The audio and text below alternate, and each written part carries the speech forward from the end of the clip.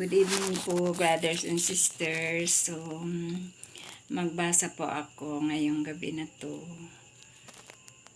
Gusto ko pong magbasa. So, nung nakaraan ay busy po ako, hindi po ako nakapagbasa. Pagod na sa mga gawain.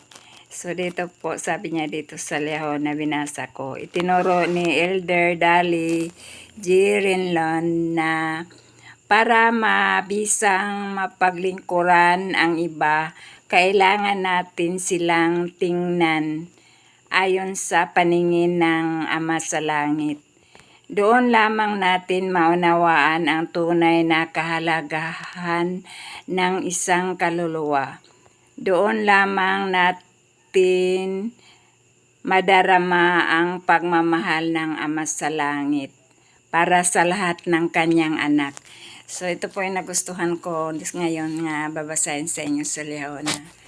So, kumusta po kayo dyan? At salamat po sa panonood niyo po sa aking video lagi. At thank you for your watching. And thank you for your following. Follow my page at my video.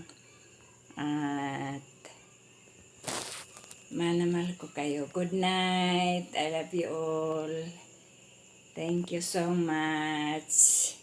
See you in my next video.